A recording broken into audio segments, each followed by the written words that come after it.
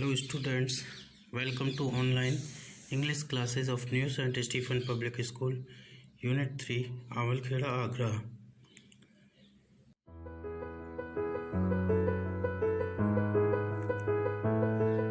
Students, आज मैं आपको क्लास 11th के पोएम नंबर 1 जो हमने कल पढ़ी थी, द पोर्ट्रेट ऑफ लेडी, उसका सेकेंड पार्ट मैं आज आपको पढ़ाता हूँ और वही लाइन बाय लाइन एक्सप्लेनेशन आपको समझाऊंगा बच्चों। तो आइए शुरू करते हैं।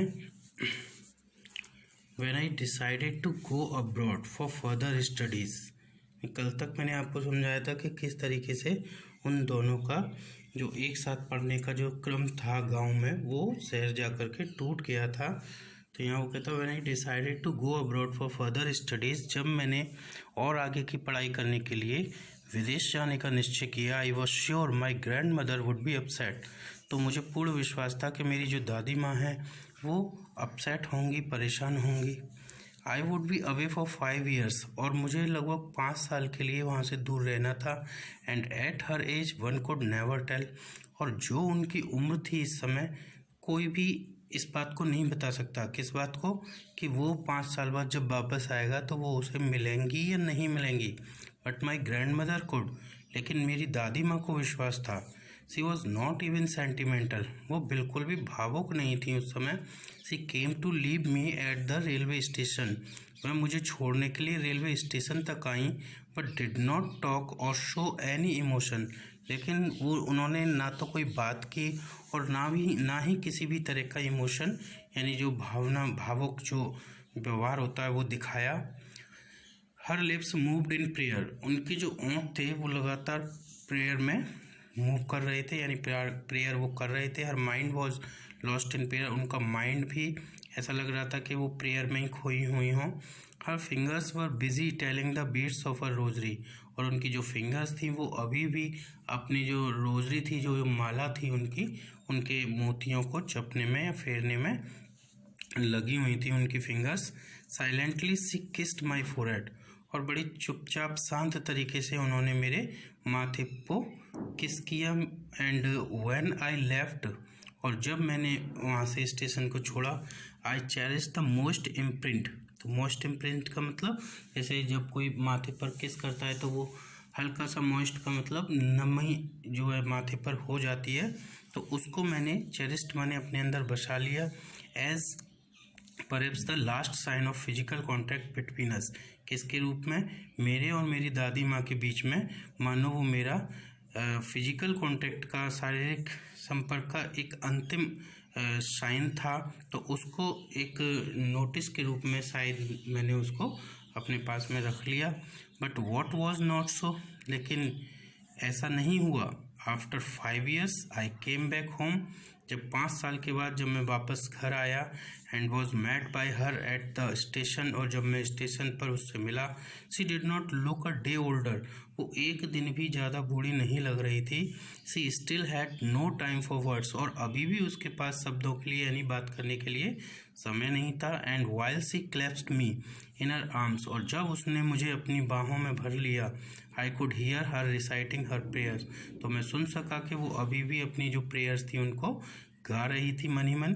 Even on the first day of my arrival, यानी मेरे आगमन के जो पहले दिन, जिस दिन मैं आया था, ही her happiest moments were with her sparrows, यानी उस समय भी उसका जो सबसे हैप्पीएस्ट मोमेंट था वो अभी भी उन स्पैरोज यानी उन छोटे पक्षियों या चिड़ियाओं के साथ में था। होम शी फेड लॉन्गर, जिन्हें वो लंबे समय से खाना खिलाती थी। एंड विद फ्राइबलस रिबुक्स, और कभी कभी हंसी हंसी में उनको फटकार भी लगाती थी। इन the evening a change came over हर, लेकिन शाम को उसके अंदर एक थोड़ा सा परिवर्तन आया। शी डिड नॉट प्रे, उसने प्रार्थना नहीं की, जो वो प्रेयर करती थी वो नहीं की। She collected the women of the neighbourhood, उसने क्या किया, जो पड़ोस की महिलाएं थी उन सबको इकट्ठा किया। गॉट एन ओल्ड ड्रम, एक पुराना ड्रम जो है लेकर के आई वो ढोलक।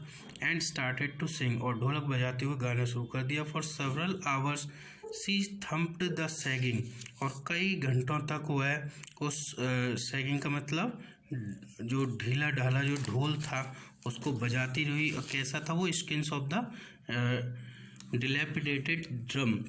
डिलैपिडेटेड का मतलब होता है जर्जर, यानी बहुत ही बुरी कंडीशन में था वो ड्रम, वो ढोलक, और उसकी जो स्किन थी वो भी काफ़ी ढीली डाली थी, उसे बजाती रही। And सैंग of the home coming of warriors, और वो जैसे कोई योद्धा युद्ध से लौटकर वापस आते हैं तो जो गीत गाए जाते हैं उनको गाने लगी।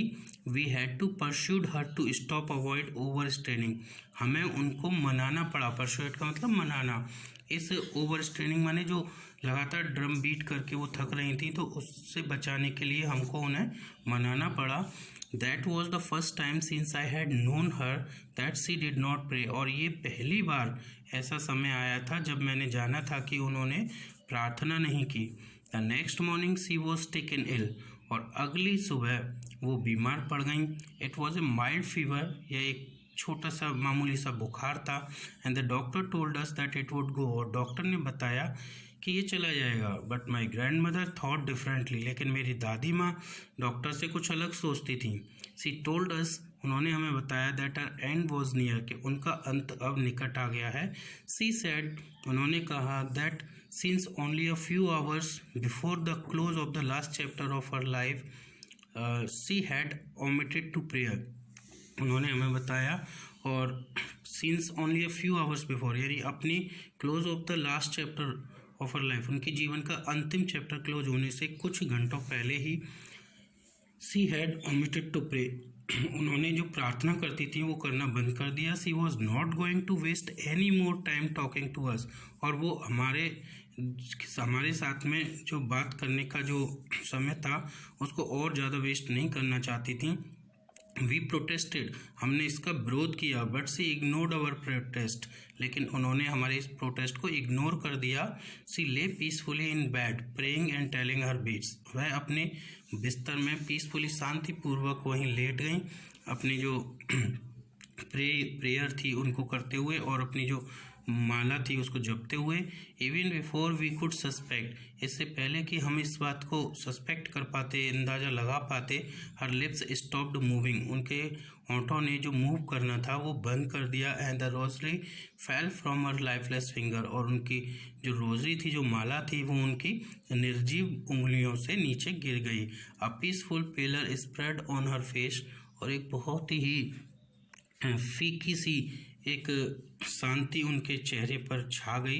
And we knew that she was dead, और हमको इस बात का पता चल गया कि मानो उनकी मृत्यु हो गई हो। तो जैसे पुराने लोग जो होते थे उनको क्या होता था कि उनको अपने अंत के बारे में पहले ही पता चल जाता था, उन्हें लगता था कि अब उनका अंत क्लियर है और वो बहुत ही करीब है, तो उनको इस बात का आभास हो जाता था। तो यहाँ पर भले ही उसके घर वालों को ये आभास नहीं था, लेकिन उनको आभास हो गया था। तो उन्होंने, डॉक्टर ने भले ही उनसे कह दिया था कि इनका माइल्ड फीवर है, बहुत ही मामूली सा फीवर है, और इनको ये फीवर जो है कुछ ही समय में चला जाएगा, लेकिन उसके बावजूद भी उनको पता था, दादी माँ को, कि नहीं, ऐसा नहीं होने वाला है, और ये फीवर अभी नहीं जाएगा, ये बिल्कुल तब जाएगा जब उनकी डेथ हो जाएगी, बिल्कुल उनका अंत हो जाएगा। तो ऐसा उनको पहले से ही आभास हो गया था। तो यहाँ तक हमने पढ़ा। अब देखिए इसका नेक्स्ट पेज पढ़ते हैं, शुरुआत करते हैं। We lifted her off the bed, यानी जब उनकी मृत्यु हो गई तो लेखक कहते हैं कि हमने उनको बिस्तर से वहाँ से उठा लिया, एज इज कस्टमरी, जैसे कि हमारी परंपरा है, प्रथा है कि कोई डेड मर जाता है तो हम उसको कमरे से निकाल के बाहर ले आते हैं। Laid her on the ground, हमने उसको ग्राउंड पर लेटा दिया। And covered her with a red shroud, और हमने उनको एक लाल कफन से ढक दिया। After a few hours of morning, और सुबह के कुछ घंटे गुजरने के पश्चात, we left her alone to make arrangement for a funeral, हम उनको वहीं अकेला छोड़ गए। जो फनरल है माने अंतिम संस्कार की, अंत्येष्टि की जो अरेंजमेंट्स हैं उनको करने के लिए। In the evening we went to her room, और शाम को हम उनके कमरे में गए। विद अ क्रूड स्ट्रेचर, एक क्रूड माने लकड़ी का जो स्ट्रेचर जिसको हम अर्थी कहते हैं, उसको लेकर to take her to be cremated, उनको क्रीमेट यानी कि जलाने के लिए ले जाने के लिए। द सन वॉज सेटिंग, जो सूर्य था वो छिप रहा था। And had lit her room, और उस छिपते हुए सूर्य ने उनके जो रूम था, जो कमरा था, उसको थोड़ा सा प्रकाशित कर दिया था। एंड वरांदे को with a blaze of golden light, यानी शाम के समय जब सूर्य छिप रहा होता है तो लाइट गोल्डन सी हो जाती है, तो उस गोल्डन लाइट के एक ब्लेज ने, एक प्रकाश की किरण ने उनके उस रूम को और वरांदा को प्रकाशित कर दिया था। We stopped halfway in the courtyard, हम आंगन के जो आधा चलने के बाद आधे रास्ते पर रुके। All over the veranda and in her room, पूरे बरामदे में हमने देखा कि पूरे बरामदे में और उनके कमरे में, right up to where she lay dead, जहाँ ठीक वहीं जहाँ पर वो मृत पड़ी हुई थी। And stiff wrapped in the red shroud, और बिल्कुल शांत उस सफ़ेद लाल रंग के कफन में ढकी हुई थी।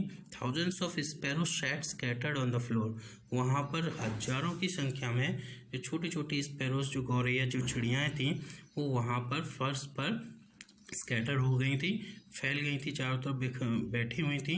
देयर वॉज नो चर्पिंग, लेकिन किसी भी तरह की चींची करने की आवाज़ आज नहीं हो रही थी। We felt sorry for the birds, हमें उन पक्षियों के लिए, चिड़ियाओं के लिए काफ़ी दुख महसूस हुआ।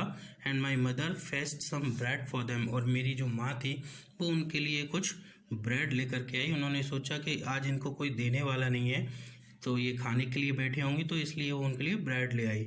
सी ब्रोक इनटू लिटिल क्रम्स, उसने उन्हें छोटे छोटे टुकड़ों में तोड़ दिया। The way my grandmother used to do, जिस तरीके से मेरी जो ग्रैंड मदर थी वो किया करती थी। And threw it to them, और उन्होंने उन टुकड़ों को उन चिड़ियों के सामने फेंक दिया। The sparrows took no notice of the bread, लेकिन जो स्पैरोज थी, जो चिड़ियाँ थीं, उन्होंने उस ब्रेड की तरफ कोई भी नोटिस नहीं किया और उसको देखा तक नहीं।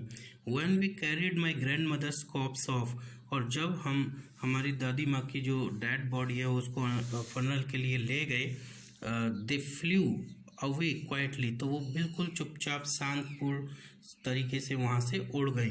Next morning the sweeper swept the bread crumbs into the dustbin, और अगली सुबह जो स्वीपर था उसने जो ब्रेड के जो क्रम्स थे, जो ब्रेड के जो टुकड़े उसकी माँ ने डाले थे वहाँ पर, वो अभी भी वहीं पड़े हुए थे, और स्वीपर ने उनको फेंक करके, झाड़ करके और डस्टबिन में डाल दिया था। तो इस तरह से हमको क्या पता चला कि जो इसकी दादी माँ थी वो बहुत ही रिलीजियस वुमेन थी, और उनका इन स्पैरोज के साथ में भी इतना ज़्यादा प्रेम हो गया था कि स्पैरोज उनको बड़ा ही रिस्पेक्ट देती थी। और जब उनकी डेथ हो गई तो उसकी माँ ने सोचा कि ये स्पैरोज आई हैं और आज दादी माँ हैं नहीं, तो हो सकता है कि ये वही ब्रेड खाने के लिए आई हों जो दादी माँ रोज़ देती थी, तो उन्होंने ला करके ब्रेड डाल दी। पर ऐसा नहीं था, स्पैरोज इसलिए नहीं आई थी कि उनको ब्रेड चाहिए, बल्कि उन्हें भी ये आभास हो गया था, ये जान गई थी वो स्पैरोज कि वो दादी माँ हैं, वो अब इस दुनिया में नहीं रही हैं। तो वो सिर्फ अपना दुख प्रकट करने के लिए वहाँ आई थी, और इसीलिए उन्होंने जो ब्रेड के जो टुकड़े, जो पीसेस वहाँ पर राइटर की जो दादी, जो माँ हैं, उन्होंने फेंक दिए थे उनके सामने। उन्होंने उसको नहीं खाया और उनको बिना खाए ही वहाँ से वो उड़ करके चली गई। हम जानते हैं स्टूडेंट, जैसे अगर हम लोगों की परंपरा है कि अगर किसी के घर में कोई डेथ हो जाती है तो उस दिन खाना नहीं बनता है, लोग जो घर के होते हैं वो ज़्यादा कोई कुछ भी खाते नहीं हैं। तो इस तरह से जो स्पैरोज थी वो भी उनसे इतनी ज़्यादा क्लोज थी, उनको इस बात का दुख था कि उनकी दादी माँ अब मर चुकी हैं, तो इसलिए उन्होंने कुछ भी नहीं खाया। Thank you students for watching this video.